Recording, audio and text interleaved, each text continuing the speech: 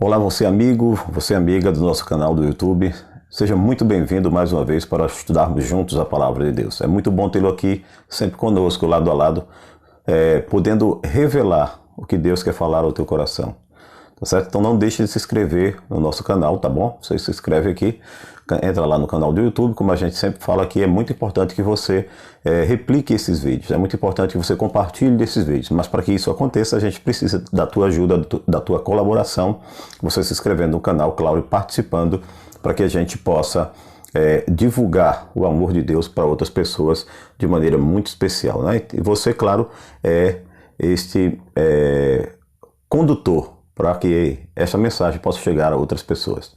Hoje vamos estudar e teremos a parte 1 e a parte 2 do nosso estudo, já que ele é muito longo, tá certo? Para que você não fique cansado e que você entenda. Então, nós vamos hoje trabalhar a parte 1, falando sobre o tema a besta do Apocalipse, tá certo? Junto com o anticristo. Então, você vai entender quem é o anticristo de Apocalipse, que Apocalipse fala, né? Junto com essa besta, tá bom? Então a gente vai estudar essas duas partes, na parte 1 e na parte 2, para que você possa entender. Mas vamos orar primeiramente? Feche seus olhos aí para que a gente possa falar com o nosso Deus. Bondoso Deus, eterno Pai, Senhor Jesus, Senhor dos céus. É muito bom estar mais uma vez aqui no nosso canal, no YouTube, participando com essas pessoas maravilhosas que do outro lado têm dedicado a sua vida e o seu tempo para estudar a Tua Palavra e conhecer do Teu amor. Nos conduz nesse momento, nos dá sabedoria dos altos céus e faz com que possamos entender os Teus propósitos para a nossa vida. Nos conduz nesse estudo, dá-nos habilidade e capacidade de entendimento para compreender as Suas vontades para a nossa vida, por Jesus. Amém. Então, como falei, é muito bom estar com você aqui e, é claro, a gente quer saudar você com a paz de Deus, né, para que Deus possa conduzir a tua vida, que o Senhor possa ser o teu guia em todos os momentos da tua vida, né? Então vamos estudar o que a palavra de Deus tem trazido de conforto para nós e, claro, como revelação também. Vamos falar um pouquinho hoje sobre o livro de Apocalipse, lá no capítulo 17, tá bom? Deu na mídia. Papa Bento XVI afirma em livro que não hesitaria em renunciar se ficasse no papado. A notícia clara da cidade do Vaticano, Papa Bento XVI diz o livro prestes a ser lançado que não hesitaria em se tornar o primeiro pontífice a renunciar por vontade própria em mais de 700 anos. Caso se sentisse sem condições físicas para continuar e psicológicas e espirituais para liderar a sua igreja. Com franqueza espantosa, o pontífice, que tem 83 anos na época, né? Aventa a possibilidade de algo que as autoridades da igreja evitam até falar, porque poderia desencadear discussões doutrinárias indesejáveis. E não só discussões doutrinárias, né? Mas discussões proféticas também.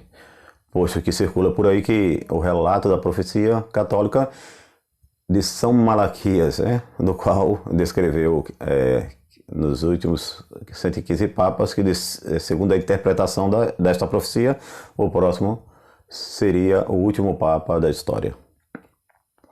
O que chama a atenção disso aí é que, estudando, os estudantes da Bíblia também apresentam no livro de Apocalipse, no capítulo 17, como falamos para você, como uma interpretação que, pelo menos neste ponto, é muito coincidente. O Papa posterior a Bento XVI, ele seria o último Papa da história, né? Estaríamos nós nos fins dos tempos? É o que nós vamos ver nesse estudo, como falamos de hoje. Então você não pode perder, tá certo? Então senta aí um pouquinho no seu sofá, na sua casa, na sua sala, onde você estiver, né? Para que a gente possa aprender.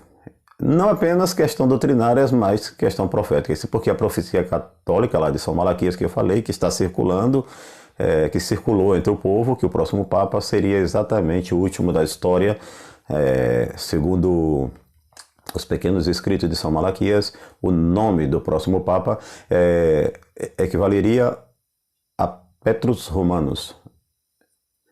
E aí, logo após ele, o mundo acabaria. Sobre o Papa que virá depois de Bento XVI, São Malaquias fala o seguinte, na sua profecia católica: a perseguição final, a Sagrada Igreja Romana, findará Pedro Romano, que alimentará o seu rebanho entre muitas turbulências, sendo que, então, a cidade das 7 colinas, Roma, né, será destruída. No formidável juízo julgará o seu povo. Segundo os evangelhos que nós estudamos, notadamente o evangelho do apóstolo São João, Jesus ele foi enviado ao mundo não com o propósito de condenar ou destruir. Em João capítulo 3, né, no verso 17, o apóstolo diz o seguinte: o que Deus enviou o seu Filho ao mundo, não para que condenasse o mundo, mas para que o mundo fosse salvo por ele. Então, o propósito de Deus anunciado aqui na Bíblia é, portanto, a salvação, e salvação de todo o mundo, que não a condenação. Mas em Apocalipse, tá certo, o propósito salvífico, ou de salvação de Deus, tem apresentado numa linguagem que podemos dizer de forma invertida.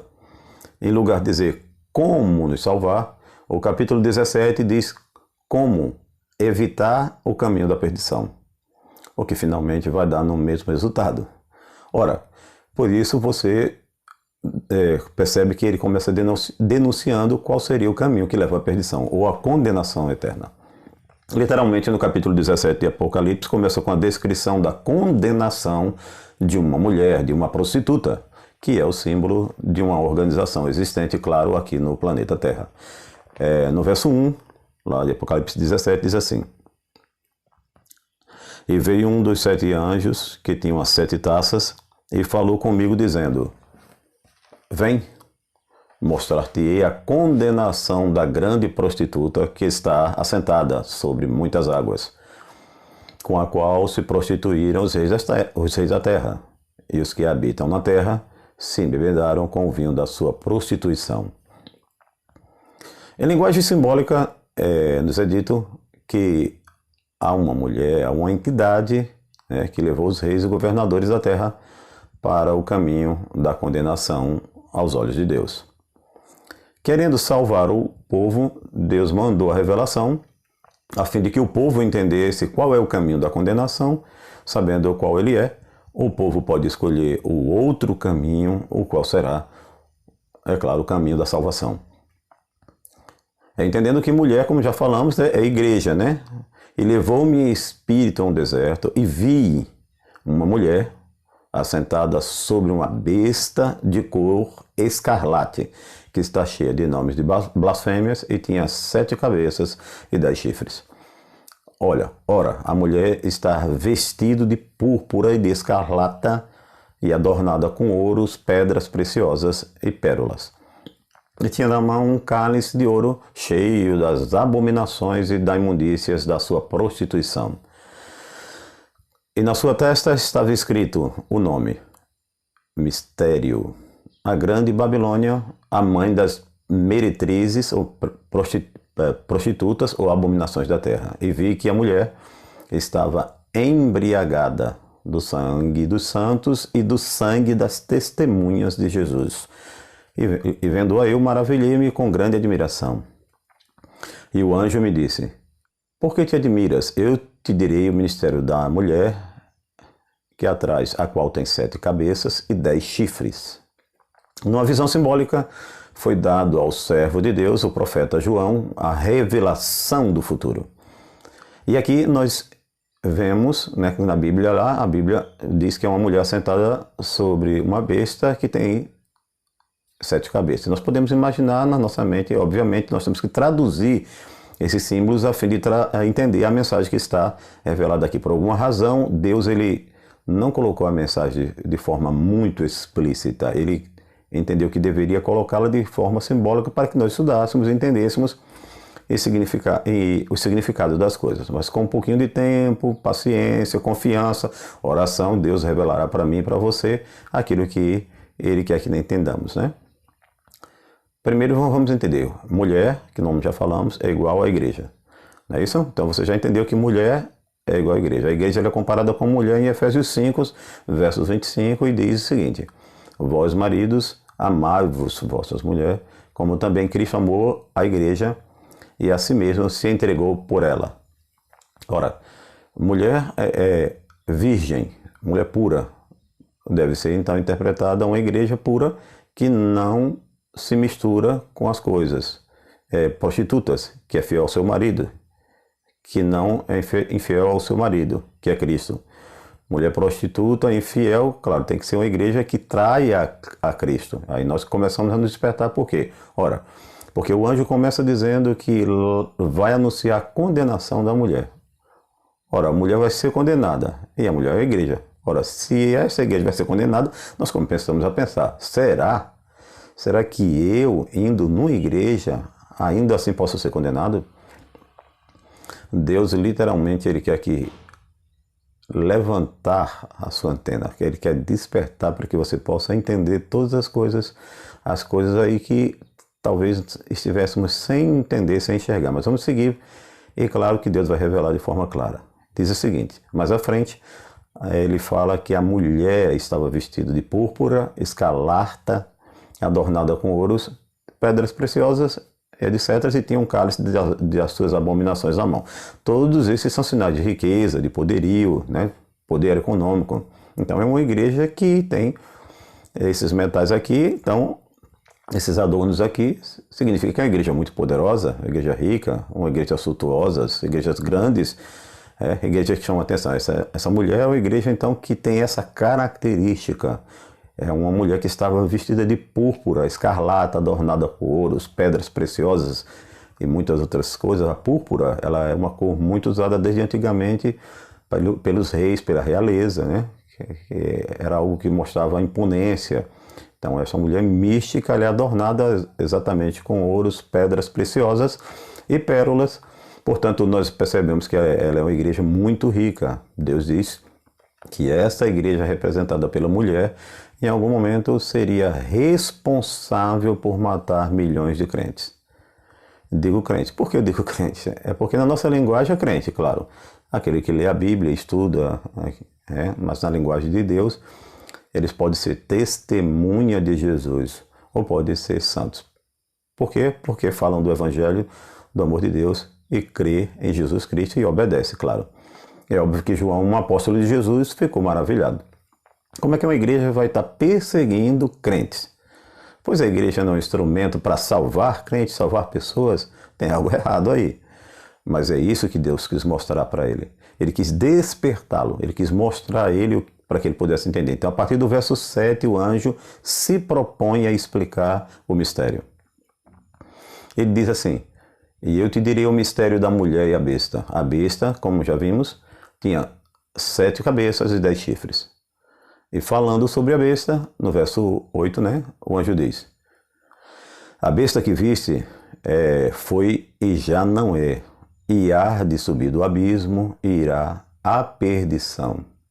E os que habitam na terra, cujos nomes não estão escritos no livro da vida, desde a fundação do mundo, se admirarão, vendo a besta que era e já não é, mas que virá. Ora, aqui há sentido de sabedoria para quem tem sentido, né? Essas 7 cabeças são 7 montes pela qual esta mulher prostituta está assentada. Isto aqui é uma coincidência entre o registro bíblico e a profecia de São Malaquias, né? Aquela que falamos. Enquanto São Malaquias relata que o último Papa a existir, a cidade seria destruída, a cidade das 7 colinas, Roma. Aqui a profecia fala de forma diferente, que as 7 cabeças desse animal simbólico, ela representa 7 montanhas, ou 7 colinas. De fato, a história mostra então que a cidade das 7 colinas, ou conhecida como a das 7 colinas, é Roma. E, portanto, os estudiosos da Bíblia chegam a entender que aqui as 7 cabeças que representam os 7 montes, elas devem estar se referindo à cidade de Roma. E aqui é dito que a mulher está sentada sobre as 7 montanhas. Mulher e igreja, a igreja está sentada sobre Roma. Uma igreja que tem a sua sede, a sua fundação nesta cidade. Então, está claro aí diante da profecia, até aí é claro, para que a gente possa compreender, segundo a indicação da profecia, então estaríamos falando da mesma igreja que o próprio São Malaquias relata, a igreja romana. E o verso 10 diz que são 7 reis. Ora, as 7 cabeças desse animal místico, da besta, também significa ou representa 7 reis. E João foi levado a um templo no qual, segundo o verso 5, né, já tinham caído, um existia, que era o sexto, e o outro ainda não tinha vindo. E quando viesse, aí convém que dure pouco tempo. Segundo a profecia da Bíblia, haveria 7 reis com muita importância no contexto dos últimos dias. Esses 7 reis são representados pelas cabeças do animal simbólico, né? E quem seria então esse animal? Não é difícil você entender, posto pelo verso anterior que é colocado que as 7 cabeças também representam os 7 montes. Daí temos localização então geográfica. Então, exatamente Roma, onde está a sede da maior organização religiosa denominada cristã, que nós conhecemos hoje, né? Então, ali está onde está exatamente o trono do Papa. Portanto, não é difícil entender que os 7 reis, com grande importância no contexto do fim, seriam 7 papas. Agora, talvez o que estaria um pouquinho difícil daqui de encaixar é o fato de que normalmente os papas são considerados apenas líderes religiosos, enquanto a Bíblia fala reis. De fato, antigamente os papas eram apenas e tão somente líderes de igreja, porém no ano de 1929, por meio do Tratado de Latão, houve um acordo entre o governo italiano, representado por Benito Mussolini. Benito Mussolini, só para você lembrar, foi um dos protagonistas da Segunda Guerra Mundial, ao lado de Adolf Hitler. E Benito Mussolini cedeu espaço de terra à Igreja Católica, que se consolidou um Estado, um país. E esse país tem o nome Estado Independente do Vaticano. E o Papa, desde então, ganhou um título. O título é Soberano do Estado do Vaticano. A partir de então, oficialmente, o Papa passou a ser rei, porque passou a governar um país e regimes de governo monárquico. Claro, é na monarquia que existe a figura do rei.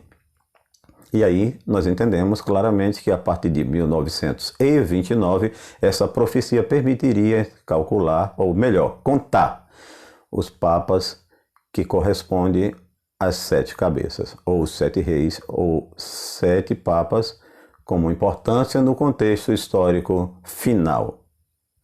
E se você quiser compreender, claro, o restante não há mais tempo, né? Como falamos, se você quiser continuar entendendo essa profecia, nós iremos trazer o restante dela no nosso segundo episódio, falando sobre o outro Cristo de Apocalipse, tá bom? Um grande abraço, Deus te abençoe e a gente se encontra lá.